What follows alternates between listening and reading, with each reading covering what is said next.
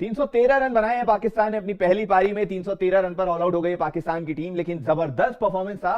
कहीं ना कहीं जाते जाते ये सेशन की अगर बात की जाए तो पाकिस्तान ये सोचेगा कि लंच टी तो ठीक है, उसके बाद क्या सेशन पाकिस्तान ने कि अकेला चना जैसे भार नहीं फूटता, वैसे ही कोई अकेला क्रिकेटर एक टेस्ट मैच जिता नहीं सकता। उसके लिए टीम के बाकी खिलाड़ियों का योगदान भी होना जरूरी है।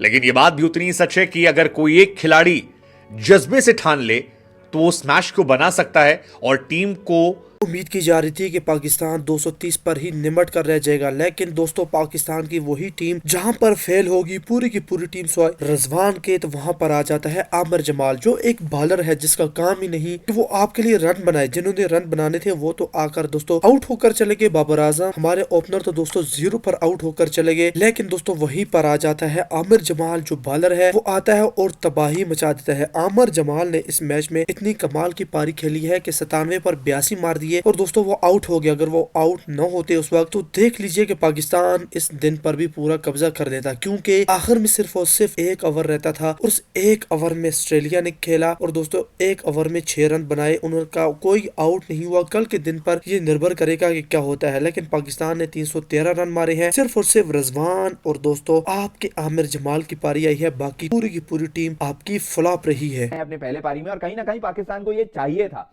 जिस तरीके से आज शुरुआत हुई थी वो बेहद निराशाजनक थी पाकिस्तान के हिसाब से, क्योंकि दोनों ओपनर्स आउट हो गए थे। उसके बाद में शान मसूद की पार्टनरशिप थी बाबर आजम के साथ, एक छोटी सी पार्टनरशिप जिसको पैट कमिंस ने आके तोड़ा, फिर मिचेल स्टार्क विकेट ले गए, तो ऐसे में वहां पर विकेट गिरे।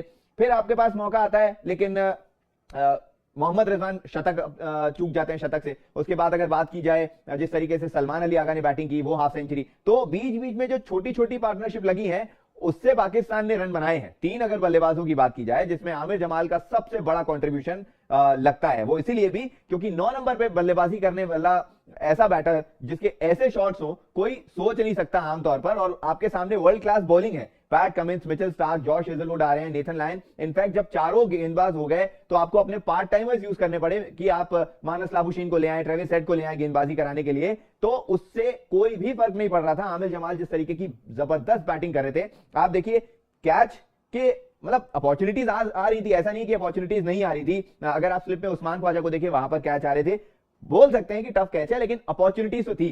फिर शॉर्ट लेग में अगर देखें तो ट्रेविस हेड वहां पर खड़े थे, मिचेल मार्श के पास भी मौके आए थे स्लिप के पास में, लेकिन वो थोड़े से टफ थे। बात करें अगर आमिर जमाल की, उनके बल्लेबाजी की, तो स्टैट्स में जाके अगर आप उनका देखेंगे पार्टनरशिप या प्लेयर वर्सेस प्लेयर का रिकॉर्ड, वो भी आपको पता चलेगा। सबसे पहले तो पार्टनरशिप देखिए जो सबसे बेहतरीन रही, पहले आगा सलमान, मोहम्मद रिजवान, इनकी पार्टनरशिप। उसके बाद में जो आखिरी पार्टनरशिप थी आमिर जमाल की मीर हमजा के साथ में, आमिर जमाल के 90 बॉल में 79 रन उन्होंने बनाए हैं जबरदस्त तरीके से। और इसमें ऐसा नहीं है कि सिर्फ वो सिंगल डबल खेलते रहे, 4 बॉल खेलते हैं, 5वीं बॉल में सिंगल। उसके बाद आखिरी बॉल की अगर बात की जाए तो मीर हमजा उसको खेलते हैं। उनका डिफेंस अच्छा रहा आज, क्योंकि उन्होंने भी 43 बॉल खेली हैं, 7 रन बनाए हैं और 1 चौका आया, वो भी एज के थ्रू आया जो मिचेल मार्श के हाथ से टकरा के बॉल चले गई थी। और उसके अलावा अगर मीर हमजा की बात करें तो वो बॉल बस डिफेंस कर रहे थे और स्ट्राइक जो है रोटेट करवा के वापस आमिर जमाल को दे रहे थे। और उसके बाद आमिर जमाल की अगर बात करें, स्वीप, रिवर्स स्वीप शॉट खेलना, कवर्स के ऊपर मारना, पुल करना, हुक करना, वो सारी चीजें थी जो कि एक आप मिडिल ऑर्डर के बल्लेबाज या फिर आप टॉप ऑर्डर के बल्लेबाज में देखने को मिलती। लेकिन यहां पर इनकी बैटिंग बड़ी क्लासी थी,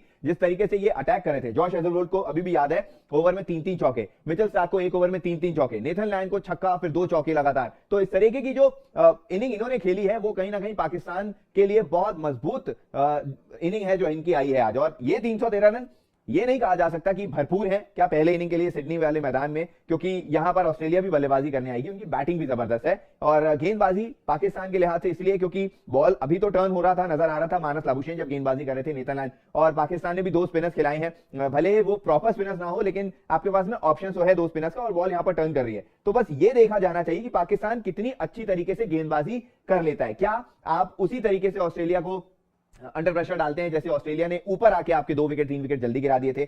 यहां पर फर्क ये डालेगा कि आप यहां पे कोई पार्टनरशिप लंबी ना होने दीजिए। जैसे पाकिस्तान अगर एक पार्टनर 97 गेंदों पर 82 रन बनाता है, जिसमें 9 चौके 4 छक्के, और इसका असर यह होता है कि पाकिस्तान एक मजबूत स्थिति में आ जाती है। आमिर जमाल के कमाल को फिलहाल पाकिस्तानी शुक्रिया कह रहे हैं। वो हैरान भी हैं क्योंकि ऐसी पारी तो बाबर आजम से उम्मीद की जा रही थी, लेकिन बाबर आजम तो मानो पैट कमिंस के बनी बन गए हैं। हर मैच में पैट कमिंस आते हैं, उनका विकेट निकालते हैं, बाबर चले आते हैं। 2022 तक बाबर का विकेट कमिंस ले नहीं पाते थे। लेकिन 2022 के बाद बाबर की जिंदगी में ऐसी मनहूसियत आई है कि बाबर कैप्टन थे तब भी नहीं चल रहे थे, कैप्टनसी से हटा दिए गए तब भी नहीं चल रहे थे। 26 रन बनाकर पैट कमिंस का वो शिकार हो जाते हैं और पाकिस्तान को दुविधा वाली जगह पर छोड़ जाते हैं। हालांकि ये मैच कई मायनों में खास रहेगा, क्योंकि पाकिस्तान क्रिकेट के लिए जमाल का कमाल जो था वो शानदार था। मतलब बढ़िया शॉट लगाए उन्होंने, जिस तरह से नेथन लैंड को स्विच हिट करके छक्का मारा, मेरा फेवरेट शॉट वो था। कुछ और दमदार शॉट जो है तेज गेंदबाजों पर लगाए।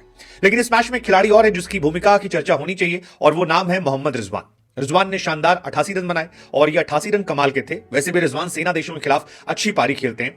47 पर 4 पाकिस्तान था, आकर 88 की पारी खेल दी।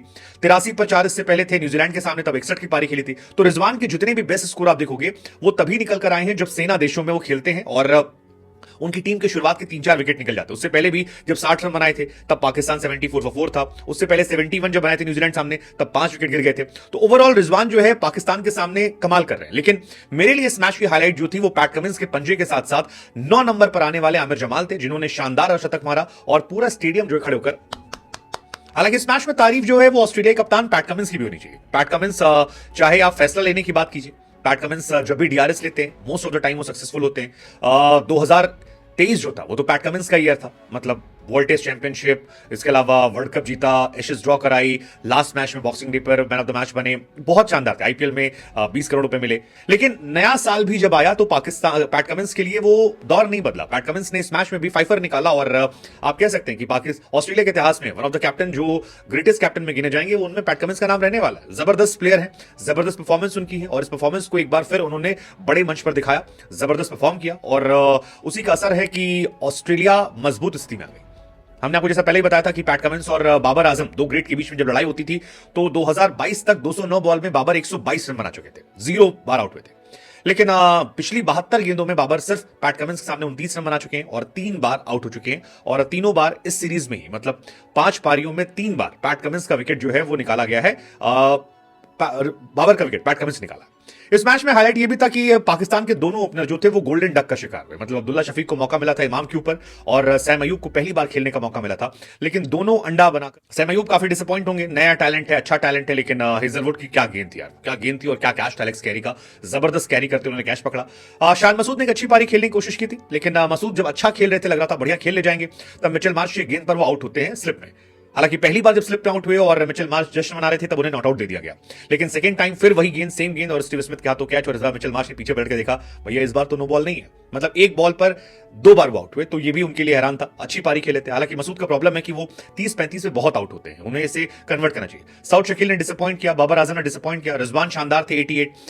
सागा सलमान ने अच्छी पारी खेली 53 रनों की। उसके अलावा साजिद खान ने 2 शॉट मारे, लेकिन आमिर जमाल वाज हाईलाइट। जबरदस्त पारी, जबरदस्त परफॉर्मेंस और इनकी परफॉर्मेंस का असर है कि डेविड वार्नर के आखिरी टेस्ट मैच में अब पाकिस्तान वर्सेस ऑस्ट्रेलिया एक शानदार मैच देखने को मिलेगा। वार्नर आखिरी मैच में क्या करते हैं ये हमें आपको देखना होगा, क्योंकि वार्नर आखिरी बार सेकंड लास्ट टाइम मैदान पर उतरे। 5 दिन की उनकी टेस्ट क्रिकेट के आखिरी दिन है, इसके बाद कभी भी वो टेस्ट क्रिकेट खेलने नहीं आएंगे। सिडनी पे वो आए हैं और फिलिप ह्यूज को सलाम करते हुए इस मैदान पर पहुंचे। एक चौका मार दिया है, 6 बॉल में 6 रन बनाकर वो है, पहला ओवर उन्होंने खेला। लेट्स जस्ट सी क्या होता है आगे, लेकिन ये मैच इंटरेस्टिंग होने वाला। मुझे लगता है इस मैच में नजर बनाए रखिए। ये 3rd test match Australia Pakistan 1 number पैसा वसूल मैच